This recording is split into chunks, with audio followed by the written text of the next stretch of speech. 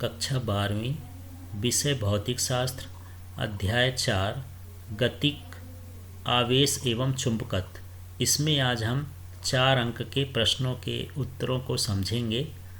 इसके पहले 1 अंक, 2 अंक, 3 अंक के प्रश्नों का वीडियो बना चुके हैं, उसे आप देख लीजिएगा। तो चलिए देखते हैं। इसमें सबसे पहला है और ये इम्पॉर्टेंट क्वेश्चन भी है, बायो सेवर्ट का नियम लिखिए। तो देखते हैं बायो सेवर्ट का नियम क्या है।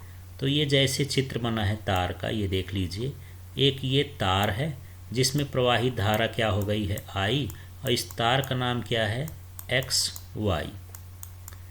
इसमें जो ये हिस्सा है छोटा सा, इसको मान लेते हैं कि ये क्या है, इसका अल्पांश, छोटा सा टुकड़ा है, और इस अल्पांश का नाम क्या है, DL। अब यहाँ से हम कुछ दूरी ले लेते हैं और यहाँ पर कुछ दूरी पर कोई बिंदु क्या है, P है। तो इस तरह से यहाँ पर कोई बिंदु क्या हो गया, P। और इसमें चुंबकीय क्षेत्र की तीव्रता कागज़ के तल के लंबवत होगी, इसलिए यहाँ पर क्रॉस लगाते हैं। इसके बीच की दूरी क्या हो गई, R। अब ये जो चित्र बना है, धारावाही चालक बना है, इसको हम शब्दों में लिखेंगे। तो देखते हैं कि माना XY तार में I धारा प्रवाहित हो रही है। इसके अल्पांश DL के कारण अल्पांश ये DL हो गया। इससे R दूरी पर स्थित P बिंदु पर चुंबकीय क्षेत्र की तीव्रता। तो बायो सेवर्ट का नियम जो है, धारावाही चालक के चारों ओर उत्पन्न चुंबकीय क्षेत्र की तीव्रता का सूत्र देता है। तो चलिए चुंबकीय क्षेत्र की तीव्रता क्या क्या होती है, इसी को अब समझते हैं। तो यहाँ पर सीधा है, इसको अलग से इतना सारा कुछ याद नहीं करना है। यहाँ पर एक सूत्र है जो बायो सेवर्ट के नियम का सूत्र है, उसी को बस ध्यान रखेंगे तो बड़े आराम से पूरा बन जाएगा। सूत्र ये होता है बायो सेवर्ट का, मैं फाइनल सूत्र लिख रहा हूँ। dB बराबर μ0 upon 4 pi I DL sine theta upon R square. इस तरह से चुंबकीय क्षेत्र की तीव्रता का सूत्र बायो सेवर्ट ने दिया था, लेकिन अब इसको हमको अलग अलग लिखना है। तो देखिए, सबसे पहले एक बार dB का किसके साथ लिख लिए, I के साथ। ये लिखिए dB समानुपाती I। तो यहाँ पर ये चुंबकीय क्षेत्र की तीव्रता प्रवाहित धारा के समानुपाती होता है। दूसरे नंबर में हमको dB लिखना है, फिर समानुपाती का चिन्ह लगा के क्या लिख देना है, DL। तो अब क्या बन जाएगा, अल्पांश की लंबाई के समानुपाती होता है। इसके बाद हम अगला देखते हैं, फिर ये dB का किसके साथ लिख दिए हैं, साइन थीटा के। तो साइन थीटा के समानुपाती होता है, जहाँ थीटा अल्पांश और बिंदु को मिलाने वाली रेखा के बीच का कोण है। इसके बाद हम dB के लास्ट में ये भी लिख देते हैं, बटे में होता है, तो ये लिख दिए क्या, dB proportional 1 upon R square. तो अल्पांश से बिंदु की दूरी के वर्ग के, यहाँ पर देख ली बिंदु की दूरी हो गई और ये वर्ग हो गया, और बटे में है तो इसके व्युत्क्रमानुपाती होता है। अब यदि हम चारों को मिलाएंगे तो यहीं पर एक बार हम लिख दिए I, फिर लिख दिए DL, फिर लिख दिए साइन थीटा, और बटे में लिख दिया R स्क्वायर। तो dB और ये प्रोपोर्शनल का sine ideal sine theta upon R square. केवल लिखना है, एक सूत्र भर ध्यान रखना है। फिर यहाँ पर समानुपाती का चिन्ह हटाए तो इसकी जगह पर क्या आ जाएगा, K। अब K की जगह क्या लिखेंगे, जो इसका नीतांक होता है K का, या SI पद्धति में K का जो मान होता है μ0 अपॉन 4 पाई होता है, तो ये लिख देंगे ideal sine theta upon R square. तो पहले से था। तो इस तरह से यहाँ पर ये बायो सेवर्ट का नियम है। यहाँ हमको बताना पड़ेगा कि जहाँ K नीतांक है SI पद्धति निर्वात के लिए, K बराबर μ0 अपॉन 4 पाई। अब इसका जो मान होता है 10⁻⁷ टेस्ला मीटर प्रति एम्पियर होता है। यहाँ पर जो μ0 है वो निर्वात की चुंबकशीलता है। तो ये सब कुछ करना पड़ेगा। यदि ये 4 नंबर में आए, 2 नंबर में आए, तो आप डायरेक्ट सूत्र भर लिख सकते हैं बायो सेवर्ट का। इसके बाद यहाँ पर दूसरा प्रश्न देखते हैं। चलिए दूसरा प्रश्न क्या है, ये देख लीजिए। धारावाही वृत्तीय कुंडली के केंद्र पर चुंबकीय क्षेत्र की तीव्रता का व्यंजक स्थापित करिए। तो सबसे पहले हम एक चित्र बना लेंगे। मान लेंगे कि ये जो धारावाही है ये वृत्ताकार कुंडली है। ये देख लीजिए, इसको हम इस तरह से वृत्ताकार कुंडली बना लेंगे। ये इसको आप राउंडर वगैरह से बना लेंगे। और इसमें जो प्रवाहित धारा है वो क्या है, I है। इसमें एक छोटा सा हमको क्या करना है, अल्पांश लेना है। तो मान लीजिए ये जो हम ये छोटा सा ले लिए, अल्पांश हो गया, जिसका नाम AB है, और इसको हम किससे दर्शाए हैं, DL से। अब इसकी जो त्रिज्या है उसको हम देख लेते हैं। ये त्रिज्या क्या मान लिए, यहाँ से यहाँ तक इसकी त्रिज्या हो गई, ये क्या हो गया R। अब इस अल्पांश के कारण जो चुंबकीय क्षेत्र की तीव्रता होगी इसमें लंबवत नीचे की ओर होगी, इसलिए यहाँ पर क्रॉस लगा दिए हैं। और यहाँ पर 90 इसलिए लिखा है क्योंकि ये त्रिज्या है और स्पर्श रेखा है, इनके बीच का कोण 90 होता है, तो 90 लिख दिए हैं। अब यही जो लिखा है इसी को हम शब्द में बना देंगे। यहाँ पर एक x लिख देंगे, एक y लिख देंगे। तो माना x y एक तार को वृत्तीय कुंडली के रूप में मोड़ा गया है, तो एक तार को ये वृत्तीय कुंडली के रूप में मोड़ा गया है जिसका केंद्र O है। ये देख लीजिए, जिसका केंद्र O है, त्रिज्या R है, त्रिज्या इसमें R है, जिसमें I धारा प्रवाहित हो रही है, जिसमें I धारा स्मॉल और कैपिटल किस में भी लिख सकते हैं। ये है कि यदि कैपिटल लिखेंगे तो सब जगह कैपिटल लिखना है, स्मॉल लिखेंगे तो सब जगह स्मॉल लिख देंगे। अल्पांश DL है, तो यहाँ देख लीजिए अल्पांश DL हो गया। अब इसके कारण चुंबकीय क्षेत्र की तीव्रता, तो ये चुंबकीय क्षेत्र की तीव्रता बायो-सेवर्ट के नियम से।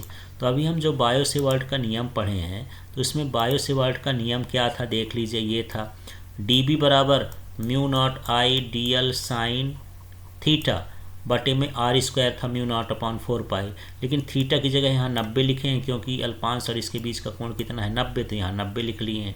अब यहाँ पर ये वाला मान 1 हो जाएगा, तो बचा क्या देख लीजिए, μ0/4π वही लिख दिए, I भी वही लिख दिए, DL भी वही लिख दिए, अपॉन में r² भी वही लिख दिए, सारा कुछ वही लिखें, केवल साइन थीटा का मान कितना हो गया, 1। इसके बाद हमको निकालना है सभी अल्पांशों के कारण चुंबकीय क्षेत्र की तीव्रता। तो सभी अल्पांशों का जब चुंबकीय क्षेत्र की तीव्रता निकालेंगे तो इसमें जो सूत्र आया है इसमें समाकलन लगा देना है। तो यही सभी अल्पांशों के कारण लूप के केंद्र पर चुंबकीय क्षेत्र की तीव्रता कागज के तल के लंबवत नीचे की ओर होगी। ये फ्लेमिंग के दाएं हाथ के कर्ल का नियम है, उसके आधार पर। तो ये सब लिखने की जरूरत नहीं है, यही वो लिख देंगे कि कुल चुंबकीय क्षेत्र की तीव्रता सभी अल्पांश के कारण। तो ये जो ऊपर का है उसी को हम लिखें, देख लीजिए यहाँ पर ऊपर DB लिखा है, लेकिन यहाँ क्या लिखें B, क्योंकि यहाँ पर ये अल्पांश के कारण था, ये पूरे अल्पांश के कारण तो कि कुल चुंबकीय क्षेत्र हो गया। फिर ये μ0/4π है, तो ये सारा चीज़ हम यहाँ तक उतार दिए हैं, देख लीजिए ये सब यहाँ उतर आया है पूरा का पूरा। अब यहाँ पर क्या बच रहा है, DL, तो DL में समाकलन लगा दिए हैं। तो समाकलन का मतलब यह है कि ये सभी अल्पांशों का जोड़ होगा, बाकी तो टूटे नहीं है तो उनका जोड़ कहाँ से होगा, जो टुकड़े में है उसी की बात करेंगे। अब ये समाकलन DL है, तो समाकलन DL की जगह क्या लिख देंगे, 2πr। अब यहाँ पर हम इसको हल करने की कोशिश करते हैं। तो देखिए यहाँ से पाई जो है पाई से कट जाएगा, 2, ये 2 दूनी 4 हो जाएगा, और यहाँ पर r एक इशार से कट गया, तो क्या बचा μ0I, और नीचे क्या बचा 2r। तो B बराबर μ0I/2r, इस तरह से ये हो गया। अब यहाँ पर देख लेते हैं, अगला है यदि कुंडली में तार के फेरों की संख्या n हो, तो इसमें यदि n फेरे हों तो जो ये ऊपर का सूत्र आया है उसी सूत्र में केवल n का गुणा कर देते हैं, तो n फेरों की कुंडली के लिए चुंबकीय क्षेत्र की तीव्रता हो जाएगी। चलिए इसका अगला प्रश्न देख लेते हैं, तीसरा प्रश्न क्या कहता है। तो तीसरा प्रश्न है, 2 समांतर धारावाही चालकों के बीच लगने वाले बल के लिए व्यंजक ज्ञात करिए। तो इस तरह से हमको 2 समांतर धारावाही चालकों का ये चित्र बना लेना है। तो एक बार चित्र को मैं रिपीट कर देता हूँ, ये इस तरह से है। यहाँ पर हम ये लिख दिए हैं, यहाँ पर जो प्रवाहित धारा है वो I1 है, तो ये लिखा I1, और इसमें जो चुंबकीय क्षेत्र ये डॉट लगाना है और इधर कर देना है, इस तरह से बनाना है। यहाँ पर अगला देख लेते हैं, दूसरी तार है, इसका नाम CD है। इसमें जो प्रवाहित धारा है ये क्या है, I2 है, और इसमें जो चुंबकीय क्षेत्र की तीव्रता है कागज़ के तल के लंबवत नीचे की ओर है, तो इसमें क्रॉस लगाएंगे, इसमें ऊपर की ओर है तो डॉट लगाएंगे। और इस तरह से यहाँ पर ये जो इनके बीच बल लगता है ये एक दूसरे को आकर्षित करते हैं, आकर्षण बल लगता है, इसलिए इसको ऐसा बना दिए हैं। इसके बाद ये वाला भी चित्र है, तो ये ऊपर इसको इस तरह बना दिए हैं। यहाँ पर चुंबकीय क्षेत्र की तीव्रता कागज़ के तल के लंबवत नीचे की ओर, तो क्रॉस बना देंगे। अब यहाँ पर हम देख रहे हैं कि यहाँ पर जो धारा की दिशा है इस बार उल्टी है। इसमें क्या थी धारा I1, और इसमें धारा क्या हो रही है I2, और इसमें जो चुंबकीय क्षेत्र की तीव्रता है वो भी कागज़ के तल के लंबवत कहाँ की ओर होगी, नीचे की ओर। अब ये जो बना है ये बाहर की ओर बना है, ये बल की दिशा को बताता है। ये बताता है कि यदि विपरीत दिशा में धारा प्रवाहित होगी तो ये एक दूसरे को क्या करेंगे, प्रतिकर्षित करेंगे। इन दोनों तारों के बीच की दूरी क्या है, D है, और इनकी पूरे तारों की लंबाई कितनी है, L है। और यही चीज़ हमको शब्दों में लिखना है। तो यहाँ माना ए बी और सी डी दो समांतर तार हैं, तो देख लीजिए ए बी और ये क्या है सी डी, ये दो समांतर तार हो गए, एक दूसरे से डी दूरी पर हैं, तो ये देखिए एक दूसरे पर डी दूरी पर स्थित हैं। इनमें बहने वाली धारा I1 और I2 हैं, ये I1 और I2 हैं, तो ये धारा लिख दिए हैं। अब इसको हल करने के लिए सबसे पहले हम चुंबकीय क्षेत्र की तीव्रता निकाल लेंगे और इसके बाद इसमें बल निकाल देंगे। तो यहाँ पर ऋजुरेखी तार का जो चुंबकीय क्षेत्र की तीव्रता का सूत्र 3 अंक वाले प्रश्न में हम निकाले थे वो था μ0/4π 2I1/d। अब I1 ये इसलिए लिख दिए कि ए बी तार में जो बहने वाली धारा है वो I1 है, तो यहाँ पर I1 लिख दिए। इनके बीच की दूरी D है तो D लिख देना है, R होता तो R लिख देना है। इसी तरह से मान लीजिए अब ये CD तार का हम निकाल रहे हैं, तो जब CD तार पर लगने वाला बल निकाल रहे हैं तो ये सूत्र होता है F=I2LB, साइन थीटा होता है, तो साइन इसमें लंबवत होगा तो 90 हो जाएगा, इसलिए उसका मान 1 हो जाएगा, तो लिखे नहीं है इसमें। तो लग रहा है बल किसमें, दूसरे में। चुंबकीय क्षेत्र निकल रहा है पहले में, ए बी का चुंबकीय क्षेत्र और सी डी पर क्या निकालना है, बल। तो F=I2L भी लिख दिए। अब यहाँ पर क्या हो रहा है, मान रखे हैं यहाँ पर किसका, बी का। तो देख लीजिए बी का मान कितना था, ये था μ0/4π 2I1/d, तो ये लिख दिए हम 2I1/d। इसके बाद हमारे पास क्या है, जो इसमें बचा है I2L बचा है, तो यहाँ पर लिख दिए I2L। बी का तो मान ही रख दिए हैं, तो मान रखने के बाद ये सूत्र बन जाएगा। अब हम इसमें देख रहे हैं कि यहाँ इस L को इसके अपॉन में कर दिए, अगले स्टेप में यहाँ पर अपॉन मिला दिए हैं ये।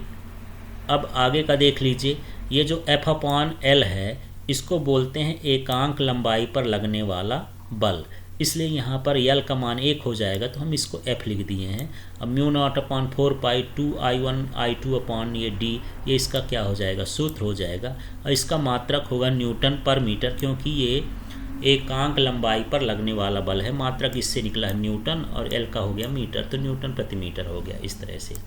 चलिए अब चौथा प्रश्न इसका देख लेते हैं। चौथा प्रश्न क्या है, चौथा प्रश्न है एक समान चुंबकीय क्षेत्र में धारावाही कुंडली लूप पर कार्य करने वाले बल आघूर्ण का व्यंजक ज्ञात करिए।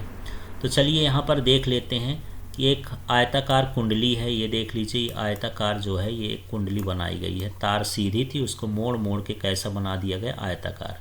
इसमें प्रवाहित धारा क्या हो गया, I, इसकी लंबाई L हो गया, इसका चौड़ाई B हो गया, और इसमें प्रवाहित धारा I है। तो यही चीज़ हमको लिखना है। तो माना आयताकार कुंडली PQR, ऐसे देख लिए PQRS, ये कुंडली हो गई। इसे एक समान चुंबकीय क्षेत्र B में रखा गया, तो ये B लिख दिए हैं। इसकी लंबाई L है तो L लिख दिए हैं, ये देख लीजिए L है तो यहाँ L लिख दिए। इसकी चौड़ाई B है तो यहाँ पर B लिख दिए हैं। चित्र अनुसार इसमें I धारा प्रवाहित हो रही तो I धारा। अब फ्लेमिंग के यहाँ पर बाएं हाथ के नियमानुसार PQ भुजा पर कागज के तल के लंबवत नीचे की ओर, और यहाँ पर ये देख लीजिए PQ भुजा है, इसमें कागज़ के तल के लंबवत नीचे की ओर, और RS भुजा पर कागज़ के तल के लंबवत ऊपर की ओर बल लगता है, जिससे बल आघूर्ण उत्पन्न हो जाता है। इसमें दोनों में बराबर और विपरीत बल लगते हैं, इसलिए यहाँ पर दोनों में क्या उत्पन्न होता है, बल आघूर्ण उत्पन्न हो जाता है। तो बस यही चीज़ हमको यहाँ पर लिख देना है कि दोनों बलों के कारण, दोनों में बल बराबर और विपरीत बल होने के कारण इसमें बल युग्म आघूर्ण उत्पन्न हो जाता है। अब बल आघूर्ण का सूत्र होता है एक बल और गुणे बलों के बीच की लंबिक दूरी। तो एक बल का सूत्र जो होता है धारावाही चालक के लिए, बल का जो सूत्र होता है ये होता है ILB। तो इस तरह से यहाँ पर हम ये सूत्र लिख देंगे ILB। अब ये कैसे हो गया ये देख लेते हैं। तो यहाँ पर ये दो बल लग रहे हैं, एक ILB ये हो गया, एक ILB इधर हो जाएगा, तो इसका जो ये बलों के बीच की लंबवत दूरी है वो क्या हो जाएगी, B sin थीटा। अब यहाँ अगले स्टेप में देखिए L/B आ जाएगा इस सूत्र के हिसाब से। तो यहाँ पर L/B का मतलब हो गया लंबाई गुणे चौड़ाई, और लंबाई गुणे चौड़ाई को हम क्या लिखते हैं, क्षेत्रफल। तो देखिए L/B का मतलब क्या है, लंबाई गुणे चौड़ाई, और इस तरह से हम यहाँ पर इसको लिख देंगे। यदि इस सूत्र में देखें तो यदि हम साइन थीटा का मान निकालेंगे तो साइन थीटा बराबर हो जाएगा, इसका लंब क्या है OS, कोण के सामने वाला लंब कहलाता है, OS/B। तो इधर गुणा कर देंगे तो बी साइन थीटा। इस तरह यहाँ पर बलों के बीच की लांबिक दूरी को बी साइन थीटा लिखा गया है। चलिए आगे देख लेते हैं इसका। अब यहाँ पर हम देख रहे हैं कि एल और बी को मिला करके ये ए हो गया, क्योंकि ये लूप का क्षेत्रफल हो जाएगा। तो इस तरह से यदि n फेरे हों तो n का गुणा और कर देंगे। इसमें अभी एक फेरे की बात हो रही, तो जो फाइनली सूत्र है टाउ का या बल आघूर्ण का वो हो जाएगा टाउ बराबर NIAB साइन थीटा। इसके बाद चलिए इसका पांचवा प्रश्न देख लेते हैं।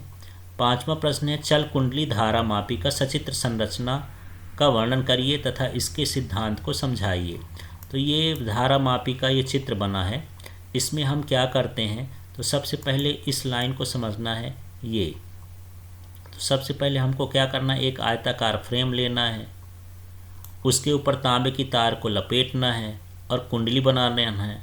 इसके ऊपर हम क्या करेंगे, बेलनाकार क्रोड लगा देंगे। ये बेलनाकार क्रोड लगा दिए हैं और इसे एक समान चुंबकीय क्षेत्र, ये NS चुंबकीय क्षेत्र के बीच हम इसको क्या कर दिए हैं, रख दिए हैं। इसमें स्प्रिंग की व्यवस्था कर दिए हैं। ये देख लीजिए, स्प्रिंग की व्यवस्था कर दिए। इसमें संकेतक की व्यवस्था कर देते हैं और इसमें स्केल की व्यवस्था कर देते हैं। इसे ही हम क्या कहते हैं, धारा मापी। तो ये धारा मापी की संरचना के ये भाग हैं। तो हमको क्या करना है, सबसे पहले एल्युमिनियम का एक फ्रेम लेना है। चलिए इसकी सिद्धांत के तांबे की विद्युतरोधी तार को एल्युमिनियम के आयताकार फ्रेम में लपेटकर कुंडली बनाते हैं, जिसे बेलनाकार मुलायम लोहे के क्रोड पर रखा जाता है और उसे बेलनाकार मुलायम क्रोड के ऊपर रख देते हैं। इसे त्रिज्यी एक समान चुंबकीय क्षेत्र में रखा जाता है। इसे स्केल, संकेत और स्प्रिंग की व्यवस्था कर देते हैं। तो जो चित्र में दिख रहा है उसको थोड़ा थोड़ा हमको यहाँ पर उसका वर्णन कर देना है। अब इसके बाद हम इसके सिद्धांत को समझते हैं। तो सिद्धांत क्या है, धारा मापी का सिद्धांत समझते हैं। जब धारा मापी की कुंडली में धारा प्रवाहित की जाती है तो बल आघूर्ण का निर्माण होता है। फलतः कुंडली विक्षेपित हो जाती है। विक्षेपित होने का मतलब कुछ कोण बना डालती है, जिस स्थान में रहती है उधर इधर मुड़ जाती है। तो फास्फर ब्रांच की स्प्रिंग में ऐंठन बल आघूर्ण उत्पन्न हो जाता है। तो साम्य अवस्था में विक्षेपक बल आघूर्ण बराबर क्या हो गया, ऐंठन बल आघूर्ण। विक्षेपक बल आघूर्ण का जो सूत्र है NIAB, अभी निकालें धारावाही लूप पर लगने वाला बल आघूर्ण, तो NIAB ये होता है। और जो साइन थीटा होता है, लेकिन इसको त्रिज्यी बनाए हैं तो थीटा का मान 90 डिग्री हो जाएगा और ऐंठन आघूर्ण का मान होता है C थीटा। अब यहाँ से मुझे I निकालना है, तो ये और ये पक्षांतर कर देंगे तो C थीटा के अपान में NAB हो गया। तो I का संबंध किससे है, थीटा से, क्योंकि इस बाकी तो नियतांक है।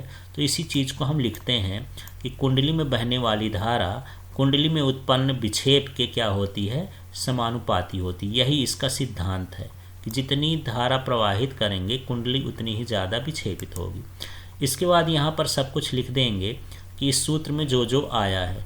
तो जैसे देखिए यहाँ पर जो C है, C का मतलब ऐंठन गुणांक है, थीटा का मतलब कुंडली में उत्पन्न विक्षेप है, N का मतलब कुंडली में फेरों की संख्या, A का मतलब कुंडली का क्षेत्रफल, B का मतलब चुंबकीय क्षेत्र की तीव्रता। इस तरह से ये प्रश्न है, इनको तैयार कर लीजिएगा। धन्यवाद।